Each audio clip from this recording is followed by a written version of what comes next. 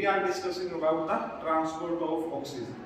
अगर oxygen transport की बात करें तो 3% हमने कहा प्लाज्मा में डिसॉल्व फॉर्म में और 97% जो है ऑक्सी हीमोग्लोबिन की फॉर्म में जो है ट्रांसपोर्ट होगी। अगर हम हीमोग्लोबिन की बात करें तो हीमोग्लोबिन के साथ कौन जुड़ा? ऑक्सीजन, और इसने क्या बनाया? Oxy haemoglobin.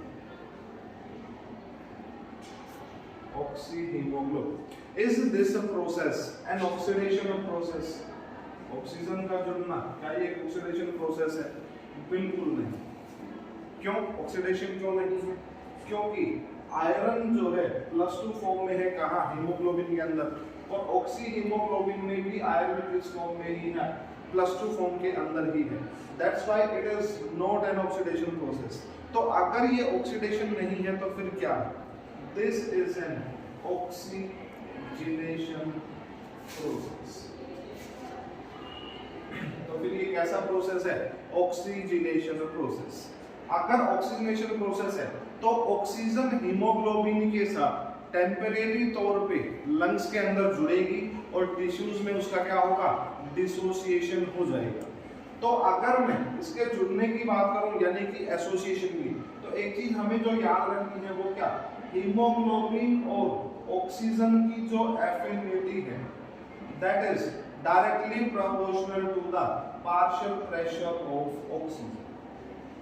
किस पे डिपेंड कर रहा है ये? Partial pressure of oxygen. Oxygen का पार्शियल प्रेशर जितना ज्यादा होगा हीमोग्लोबिन की ऑक्सीजन या ऑक्सीजन की हीमोग्लोबिन के साथ एफिनिटी उतनी ही ज्यादा होगी। एंड वी नो, अभी हमने थोड़ी देर पहले ही बात करी थी, लंग्स के अंदर जो पार्शियल प्रेशर ऑफ ऑक्सीजन है वो था 104 mm ऑफ Hg, जबकि यहीं पे हमने जो है किस चीज की बात करी थी? टिश्यूज की बात भी करी थी, और टिश्यूज में जो पार्शियल प्रेशर ऑफ ऑक्सीजन है दैट इज लो यानी कि 40 mm ऑफ Hg। तो लंग्स के अंदर हीमोग्लोबिन का एसोसिएशन होगा ऑक्सीजन के साथ, मतलब ऑक्सी हीमोग्लोबिन का फॉर्मेशन होगा, और वहीं टिश्यूज में आने के बाद वो डिसोसिएट हो जाएगी। इसका मतलब एक और चीज हम बोल सकते हैं कि जो डिसोसिएशन हो रहा है वो टिश्यूज में ही क्यों हो रहा है? अगर टिश्यूज की बात करें तो ऑक्सीजन हीमोग्लोबिन की एफिनिटी न सिर्फ पार्शियल प्रेशर ऑफ ऑक्सीजन पे डिपेंड कर रही है बल्कि it is inversely proportional to the level of CO2। तो टिश्यूज में CO2 का लेवल जब ज्यादा होगा तो ऑक्सीजन की हीमोग्लोबिन के साथ एफिनिटी जो है वो अपने आप ही कम हो जाएगी। इसके अलावा it also depend upon the H+ concentration. अगर बॉडी में H+ कंसंट्रेशन ज्यादा होगा तो भी हीमोग्लोबिन की ऑक्सीजन के साथ एफिनिटी कम होगी। And it is also inversely proportional to the temperature. अगर बॉडी का टेम्परेचर भी ज्यादा है तो ऑक्सीजन और हीमोग्लोबिन की एफिनिटी कम होगी। और याद करो ऐसी कंडीशंस बॉडी में कब जो है प्रोड्यूस होंगी? एक्सरसाइज के टाइम पे। तो एक्सरसाइज टाइम पे हीमोग्लोबिन का जो है डिसोसिएशन हो जाएगा ऑक्सीजन से, यानी कि ऑक्सीजन जो है वो अलग हो जाएगी, और होना भी पड़ेगा क्योंकि टिश्यूज को क्या चाहिए? ऑक्सीजन चाहिए। तो टिश्यू लेवल पे क्या होगा? जहां CO2 का लेवल ज्यादा है वहां पे ऑक्सी हीमोग्लोबिन का डिसोसिएशन हो जाएगा, पर ऑक्सीजन का जुड़ना हीमोग्लोबिन के साथ that is depending upon the partial pressure of oxygen.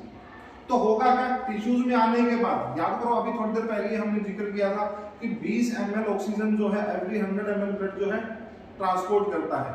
तो यहां से जो ब्लड आया दैट इज ऑक्सीजनेटेड, जिसमें कितना वॉल्यूम था ऑक्सीजन का? 20 ml पर डेसीलीटर। जब टिश्यूज को ट्रांसपोर्ट करेगा तो ये डिलीवर सिर्फ कितनी करेगा? 5 ml पर डेसीलीटर ही ऑक्सीजन को, या सिंपली हम 5 ml ऑक्सीजन को ही यहाँ पे डिलीवर करेंगे। कहाँ? टिश्यूज के अंदर, है ना। यहाँ एक चीज जो बात तुम पूछ सकते हो वो क्या है कि सब लेके तो 20 ml जा रहे हैं पर डिलीवर सिर्फ 5 ml ही कर रहे हैं, ऐसा क्यों? अगर डिलीवर ही 5 ml करनी थी तो 5 ml ही लेके जाते थे ना, फिर 20 ml ले जाने की जरूरत ही क्या थी? जबकि अगर मैं बात करूं 5 ml डिलीवर करी और 15 ml को वापस जो है ब्लड यहाँ ले आया, है ना। यहाँ सिर्फ आने के बाद 5 ml जो कम हुई थी वो वापस से जुड़ जाएगी। तो डिलीवर तो कर रहे हैं 20 ml, सॉरी ट्रांसपोर्ट तो कर रहे हैं 20 ml, और डिलीवर सिर्फ कितनी कर रहे हैं, 5 ml ही कर रहे हैं। ऐसा क्यों? क्योंकि ये जो हम बातें यहाँ कर रहे हैं that is only during the rest condition, है ना। सोचो अगर कंडीशन की अगर मैं एक्सटर्नल एक्सरसाइज करने लगूं तो मेरी जो टिश्यूज की डिमांड है, सेल्स की डिमांड ऑक्सीजन की, वो इंक्रीज हो जाएगी। अगर 5 ml लेके जा रहे हो तो फिर एक्सरसाइज के टाइम पे 5 से ज्यादा डिलीवर कैसे करोगे? तो हो क्या रहा है, यहाँ नॉर्मल कंडीशंस में हम 5 ml ही ऑक्सीजन को डिलीवर कर पा रहे हैं, लेकिन जब हम एक्सरसाइज करेंगे तो एक्सरसाइज टाइम पे यहाँ पे होगा क्या, 5 की बजाय हम 10 ml या 15 ml तक भी ऑक्सीजन को डिलीवर कर सकते हैं। तो इसीलिए सिर्फ नॉर्मली 5 ml का ही ट्रांसपोर्ट होगा, पर एक्सरसाइज टाइम पे हम कितना भी कर सकते हैं, 10 से लेके 15 ml तक की ऑक्सीजन को यहाँ पे डिलीवर कर सकते हैं। ठीक है, यहाँ पे ऑक्सीजन का हीमोग्लोबिन से एसोसिएशन होगा and that is depending upon the partial pressure of oxygen, क्योंकि यहाँ ज्यादा है तो इसलिए फॉर्मेशन होगा हीमोग्लोबिन का। यहाँ पार्शियल प्रेशर ऑक्सीजन कम है तो इसलिए यहाँ ऑक्सीजन डिसोसिएट हो रही है। ठीक है, अब यहाँ याद करो कुछ जो है ऑक्सीजन जो यहाँ डिलीवर हुई है तो एक सीट जो है खाली हो गई है ऑक्सीजन की हीमोग्लोबिन के साथ, है ना। याद करो 20 ml यानी कि 4 मॉलिक्यूल्स लेके जा रहे थे, एक मॉलिक्यूल हमने यहाँ पे डिलीवर कर दिया है, तो यहाँ जो सीट खाली हुई है उस पे कौन जो है CO2 का ट्रांसपोर्ट हो जाएगा। पर यही एकमात्र तरीका नहीं है इस CO2 के ट्रांसपोर्ट का। एक्चुअली होगा क्या, हीमोग्लोबिन का एक प्रोटीन, और प्रोटीन है तो किसका बना होगा, एमिनो एसिड्स का, और एमिनो एसिड्स में यहाँ पे तो कौन सा ग्रुप होगा, अमाइनो ग्रुप। तो होगा क्या, ये जो CO2 है इस हीमोग्लोबिन के अमाइनो ग्रुप के साथ जो है लिंक होगी और यहाँ से किसका फॉर्मेशन होगा, कार्ब अमीनो हीमोग्लोबिन। और लगभग 23% जो CO2 है वो इस फॉर्म में ट्रांसपोर्ट होगी। हमने कहा this is not the only way for the transport of CO2। इसके अलावा हम जब बात करेंगे CO2 के ट्रांसपोर्ट की तो 7% CO2 प्लाज्मा में डिसॉल्व फॉर्म में और 23% जो है carb. It is not carboxy haemoglobin, it is carb amino haemoglobin, क्योंकि एमिनो ग्रुप के साथ इसकी एफिनिटी है। जबकि अगर कार्बन मोनोऑक्साइड यहाँ जो है अगर एसोसिएट हो रहा है तो फिर किसका फॉर्मेशन होगा, कार्बोक्सी हीमोग्लोबिन का। पर बची हुई 70% जो CO2 है वो बाइकार्बोनेट्स के फॉर्म में ट्रांसपोर्ट होगी, उसके हम जो है एक्सचेंज की बाद में बात करेंगे। अभी सिंपली हम देख रहे हैं ऑक्सीजन के ट्रांसपोर्ट की। तो देखो एक्चुअली यहाँ पे CO2 और O2 दोनों को ही एफिनिटी है किसके साथ, हीमोग्लोबिन से। अगर दोनों की ही एफिनिटी है तो इनकी एफिनिटी की अगर मैं बात करूं तो हमने कहा ऑक्सीजन और हीमोग्लोबिन की एफिनिटी है, पर यही एफिनिटी किसके बीच में है, हीमोग्लोबिन और CO2 के बीच में भी है।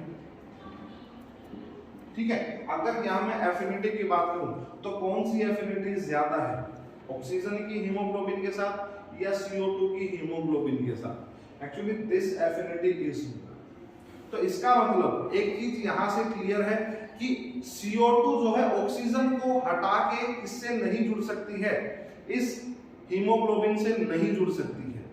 तो कब जुड़ेगी फिर, इसका मतलब जब ऑक्सीजन यहां से हटेगी, और वो कब हटेगी, जब टिश्यूज में पार्शियल प्रेशर ऑफ CO2 ज्यादा होगा तो ही उसका डिसोसिएशन होगा।